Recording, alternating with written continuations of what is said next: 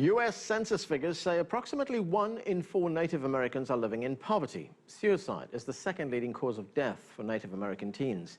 Native American activists say they face widespread racial discrimination. For some time now, the Native American community has been demanding that the name of the Washington football team be changed. They say the team's name, Redskins, is offensive to their community, but the team owner has refused to change the name. To discuss the issues and problems faced by Native Americans, I'm joined by the former governor of the state of Minnesota, Jesse Ventura. Minnesota has a substantial Native American population, and Jesse Ventura is a vocal advocate for the rights of Native Americans. He joins us from his home state. Also joining us from New York is Simon Moya-Smith, an indigenous rights activist. Thanks to both of you for joining us. Thanks for having me. Thank you. Governor, you've taken a very strong stand against the use of the name Washington Redskins. You made it clear that you want that changed. It hasn't been changed yet. What do you believe needs to happen? Well, it's got to come from them, and, you know, certainly political pressure can hopefully inspire them to do the right thing. I mean, the name itself is offensive. I worked in the NFL. I did broadcast radio for the Tampa Bay Buccaneers back in '89 and '90, and then I did 1 year with the Minnesota Vikings. And I remember even back then when I would do radio, I made a conscious decision myself.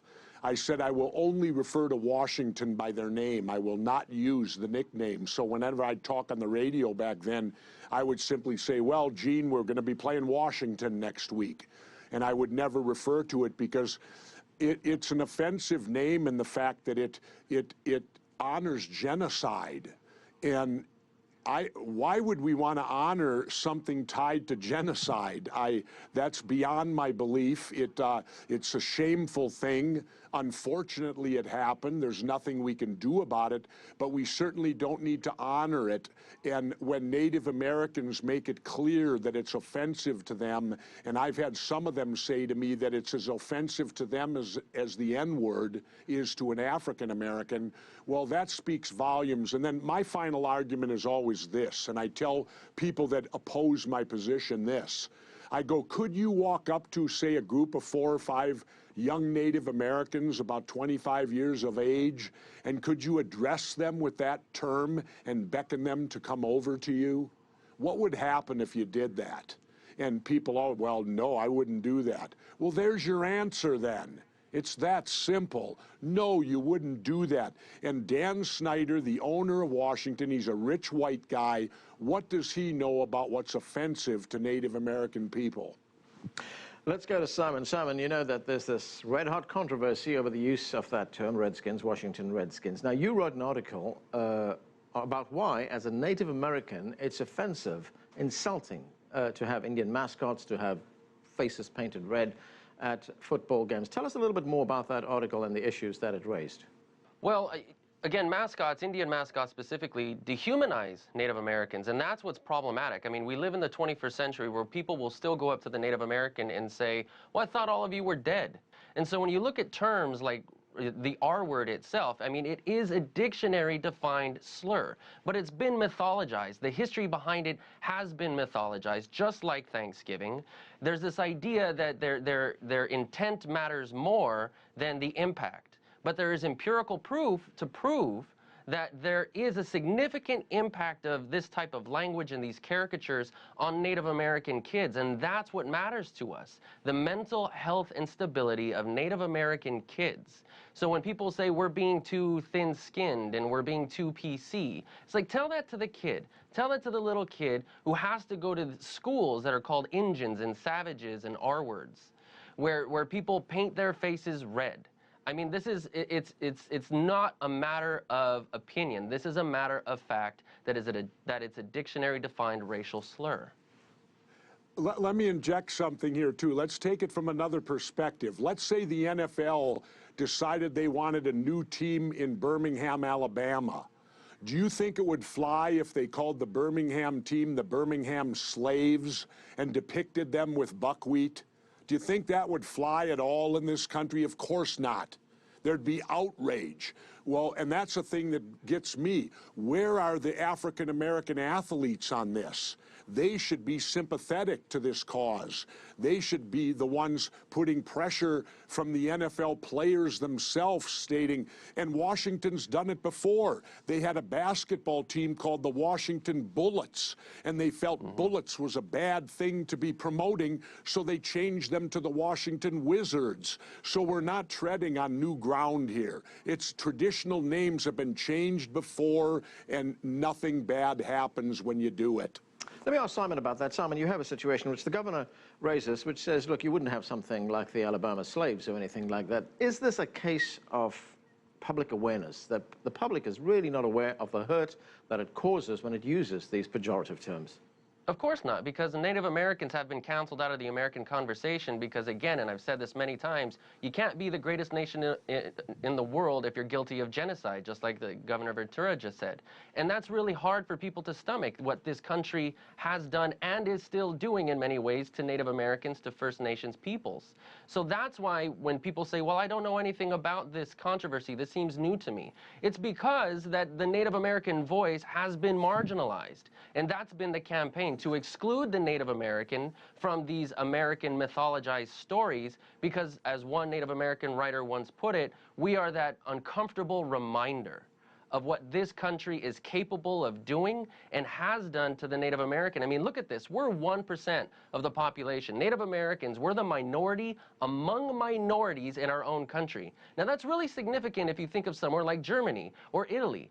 Germans aren't the minority among the minority in their own country, and neither are Italians. But Native Americans are. So it really begs the question as to why. Why are Native Americans the minority among minorities in their own country? It's, again, because the history in this country when it comes to Native Americans has been so excluded and mythologized that everything seems new to people, but it's only new now because of the proliferation of the web. The information is there and readily available in your pocket, on your phone. You don't have to go grab an encyclopedia anymore. This information is readily available, and it's providing Native Americans the voice, the platform to speak and respond on our own and tell them that the term itself, the R word, was a term used in marketing, buying, and trading of Native American scalps. So that's the blood, that's the brutality, that's the carnage behind this name. That's the true history of this name. Let me interject what was shown to me. I've marched with the Native Americans now. I wasn't a rookie this year. I've been out there with them 2 or 3 times.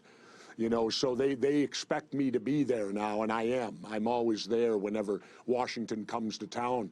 But a couple years ago, a young Native American came up to me when I was there, and he showed me an article that was from the Winona, Minnesota paper. Winona's a little quaint town down on the Mississippi River, nice place. This was the Winona, Minnesota paper back in like 1863, where Governor Alexander Ramsey, the governor of Minnesota, had just raised the bounty to $200 for every Redskin you could send to purgatory. Now, they didn't even get, if you're religious, they didn't even get heaven or hell. They're going to purgatory when you kill these Redskins. I looked and read this article and was so ashamed that something like this had taken place in Minnesota's history, where you hunt people down like going out squirrel hunting or something, and that for every lock of hair and piece of red flesh you brought back, you were paid $200. Well, I got news for you. $200 back in 1863 or whatever it was would probably be the equivalent to about $20,000 today. That was a lot of money. Governor, you know, it seems that this issue, and there is, you know, the message is not getting through. People are not sensitive to it. You talked earlier on about the Washington Redskins, and you talked about its owner, Dan Snyder. He's calling the name, and I'm quoting here, a badge of honor. He said it won't be changed. I mean, what kind of message does that send? Well, it sends to me that you got a rich white guy deciding for the Native Americans what's honorable or not. Shouldn't that be their call? They're the ones that walk in the shoes, not him. He's a billionaire white guy. What would he know about it? Simon, you mentioned just a moment ago talking about the mythology that surrounds the terminology that is used to refer to Native Americans. How much of that blame should go to Hollywood, for instance, with this stereotyping of Native Americans, and we see it in movie after movie? I think Hollywood mirrors the textbooks and mirrors the stories. Again, a lot of people are unfamiliar with the Native American experience because, as they say, it's been written by the victor. So only now are people understanding who the Native American is, who we were. And it would be in everybody's benefit if they took everything they think they know about Native Americans and start over. Because how do you winnow out all the false information that's out there, this spirit animals and, all of the stereotypes that are especially out there today that Native Americans face? What is it? Native Americans go to school for free. That's one. College. We don't pay tuition. If you're in Canada, you don't have to pay for gas. Somehow we get checks from casinos.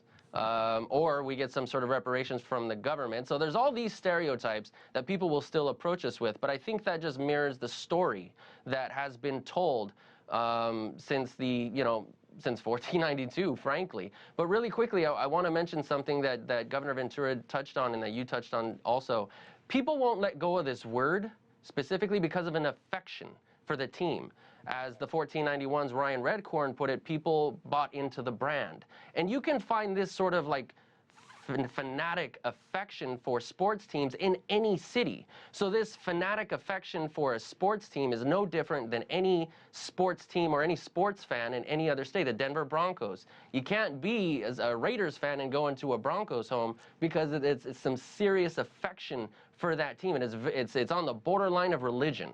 Right? So that's what these people don't care. They don't care about the empirical research. They don't care that it's proven to harm Native American kids. They don't care about that $200 bounty that has been proven, just like Governor Ventura mentioned. They don't care. What matters is their team. It's their team, and at the end of the day, that is who they can't see to let go. They can't let go of it because they have those nice warm memories sitting around on Thanksgiving watching the football team, and that's all that matters to them. Okay, we are going to have to take a break right now, gentlemen. Stay right there. We'll be back. We'll continue our discussion about the Native American community with our panelists. Stay with us. You're watching The Heat.